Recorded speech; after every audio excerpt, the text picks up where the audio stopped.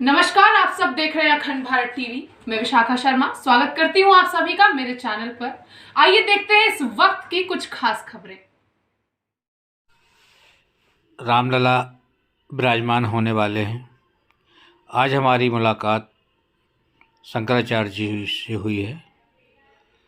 बड़े साधारण भाव में बहुत सुंदर तरीके से उन्होंने अपने शब्दों को कहा है।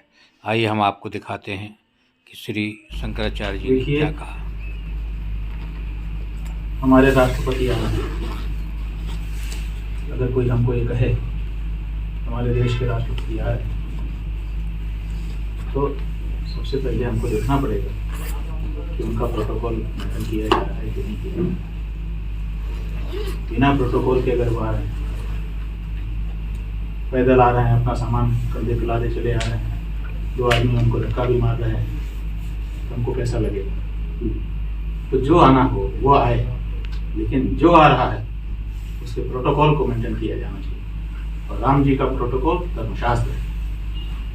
धर्मशास्त्र की अनदेखी, उनके प्रोटोकॉल की अनदेखी है, और कृपा करके यह ना किया जाए। ये हमारा महाराज जी, ये कैसे लग रहा है कि प्रोटोकॉल का पालन नहीं हो रहा है? देखिए, बात यह है कि अब हम जो देख पा रहे हैं वो हम कह रहे हैं। आंखें हमारी हैं, मुख हमारा है। बाकी कौन क्या कर रहा है ये उसी से पूछना होगा। हम जो देख रहे हैं उसके अनुसार हम बोल रहे हैं, और हम केवल अपने जिम्मेदार हैं। कोई क्या नारा लगा रहा है, किस उद्देश्य से लगा रहा है, कौन उनको प्रेरित कर रहा है, बहुत सारे विश्लेषण के विषय हो सकते हैं। तो उसमें हमको क्यों जाना है, हमारा वो विषय नहीं। मोदी के नारे बहुत से लोग लगाते हैं। राजनीतिक दलों के लोग जब अपने नेता को देखते हैं तो उसके नारे लगाते हैं। उसमें हमें क्या दिक्कत है? खूब नारे लगाए लोग मोदी के। हमें तो राम जी के प्रोटोकॉल की बात कही गई है, और उतने ही में हमको अपनी बात कहना है।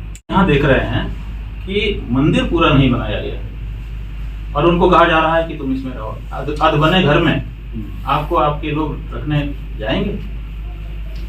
जब पूरा फिनिश कर लेंगे, पेंट की गंध खत्म कर देंगे, तभी ना कहेंगे कि अब आप आइए। आप अभी घर पूरा बना ही नहीं है और आप कह रहे हैं कि राम जी आओ इसमें रहो।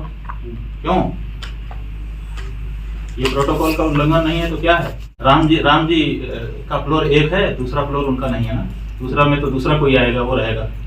आप अपार्टमेंट का सिस्टम राम जी के मंदिर में लागू करना चाहते हैं? राम जी को आप आम आदमी बना। राम और आम दोनों में अंदर है भैया। राम है और आम है। आम को राम मत बनाओ, राम को आम मत बनाओ। वो कह रहे हैं कि आप मुहूर्त है, तो ये मुहूर्त जो है कई सौ साल बाद आया है, इसलिए इसमें करना जरूरी है। अरे भाई, कई सौ साल पहले बाद आया तो पूरे देश के पंचांगकार, हजारों पंचांग अपने देश में निकलते हैं हिंदू जनता को मदद करने के लिए, और हर पंचांग में प्रतिष्ठा के मुहूर्त, विवाह के मुहूर्त, उपनयन के मुहूर्त, इसके मुहूर्त, उसके मुहूर्त छाप दिए जाते हैं साल भर के। एक पंचांग भारत का अभी तक कोई हमारे सामने लेकर के नहीं आया है जिसमें 22 जनवरी को प्रतिष्ठा का मुहूर्त छपा हुआ हो। क्यों? क्या किसी ज्योतिषी को ये सैकड़ों साल बाद आने वाला मुहूर्त दिखा ही नहीं? सारे ज्योतिषी व्यर्थ हैं, और आपका ज्योतिषी निकल करके आ जाता है और कहता है कि सही सैकड़ों साल का मुहूर्त यही है। क्यों दूसरे ज्योतिषियों को यह मुहूर्त नहीं दिखाई दिया? क्यों उन्होंने नहीं छापा? और क्या आप कैसे कह सकते हैं कि यही मुहूर्त एकमात्र महान मुहूर्त है? कोई तो छापता 22 जनवरी को प्रतिष्ठा का मुहूर्त है। इंटरव्यू देखा, साक्षात्कार उन व्यक्ति का देखा, विद्वान का। उन विद्वान के प्रति हम भी श्रद्धा आस्था रखते हैं, अच्छे हैं, वो धार्मिक व्यक्ति हैं। लेकिन उन्होंने अपने साक्षात्कार में स्पष्ट कहा कि हमें कहा गया था कि जनवरी महीने में मुहूर्त निकालो, तो हमने जनवरी महीने में जो अच्छा दिखा निकाल दिया। तो जनवरी महीने में निकालो, ये क्यों किसी के ऊपर बाउंडेशन लगाते हो? आप ज्योतिषी को कहो कि अच्छा मुहूर्त जो साल भर में हो दो। आप कहते हैं कि जनवरी महीने दे दो, वो दे दिया उसे। हमने आपको कहा कि पंडित जी के मुहूर्त में, पंडित जी के साक्षात्कार में हमने सुना, वो अपने श्रीमुख से कह रहे हैं कि हमें जनवरी में कहा गया था, तो जनवरी में जो अच्छा मुहूर्त दिखा मैंने बता दिया। हम तो अनुमान पंडित नहीं हैं, और जो लोग ये कह रहे हैं, जिस व्यक्ति ने उनको कहा कि इसमें इसी अंतराल में हमको मुहूर्त चाहिए, वो व्यक्ति कौन था, उसकी पृष्ठभूमि क्या है, उसकी मानसिकता क्या है, उसका लेन देन क्या है, किनके साथ उठना बैठना है, ये सब जब जाने तब ना हमने ये बात कही कि अभी अच्छा समय भी नहीं है और मंदिर बने बिना तो प्रतिष्ठा हो भी नहीं सकती है, इसलिए अभी रोका जाए।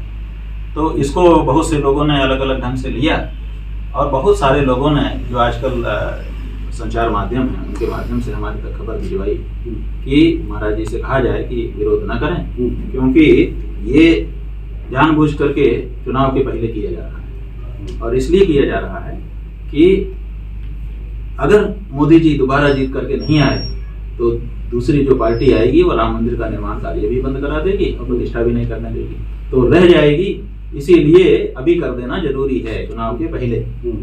तो हमारे मन में ये बात है कि इसका मतलब कि जो प्रधानमंत्री जी हैं उनका आत्मविश्वास डगमगा गया है कि अब दोबारा हो सकता है हम ना आए, और जिसका आत्मविश्वास डगमगा जाता है वो तो फिर हार ही जाता है। तो ये तो अच्छी चीज नहीं है, बल्कि उनको तो और टंके की चोट पे कहना चाहिए कि अभी हम राम मंदिर का निर्माण कार्य कर रहे हैं और अभी हमको प्रतिष्ठा करना है, आप लोग मत बदलिए, तो उससे उनको ज्यादा लाभ हो सकता है। तो ये बातें लोगों ने कही हमको, तो अनुमान हमारा इसी में जाता है, लेकिन जो असली कारण है वो तो जो व्यक्ति पीछे है वही बता सकता है। तो लोग हैं, कुछ तो कहेंगे, कुछ तो कहते ही हैं, ठीक है ना, उनका तो काम है कहना। आपने गीत गा के सुना दिया, उनकी बातों पर ध्यान नहीं देते, इसलिए नहीं देते कि उनको सब वस्तुस्थिति पता नहीं, शास्त्र नियम उनको पता नहीं। राजनीतिक माहौल बनाया गया है और बेचारे राजनीति में अपने नेता को नीचा देखना नहीं चाहते, इसलिए कुछ भी बोलते हैं।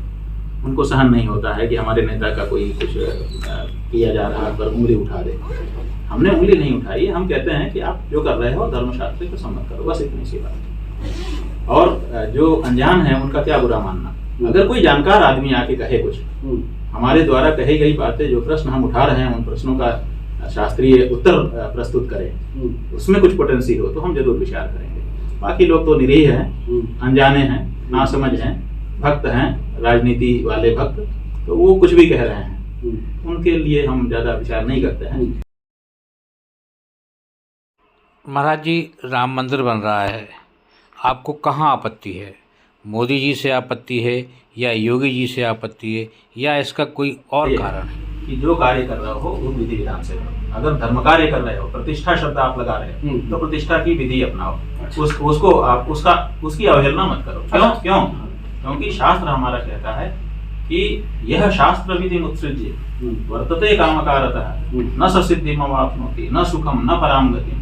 शास्त्र की विधि की अवहेलना करके जो कार्य मनमाना किया जाता है उसमें सिद्धि नहीं मिलती है, सुख नहीं मिलता है, परम गति नहीं मिलती है, आशीर्वाद नहीं मिलता है। और फिर भगवान ये भी कहते हैं कि श्रुति स्मृति ममैव आज्ञा, श्रुति और स्मृति माने धर्मशास्त्र हमारी आज्ञाएं हैं, हमारी आज्ञा की जो अवहेलना करता है, मद भक्तो भी न में प्रिय है, वो मेरा भक्त भी हो तो मुझको प्रिय नहीं है। तो भगवान चाहते हैं कि मेरे भक्त बनो चाहे मत बनो, लेकिन मेरी आज्ञा का पालन जरूर करो। तो जो धर्मशास्त्र है वो उनकी आज्ञाएं हैं, उनकी अवहेलना नहीं की जानी चाहिए। यही हमारा इतने पर ही तात्पर्य है, इससे ज्यादा हमारा कोई तात्पर्य लेना देना नहीं है।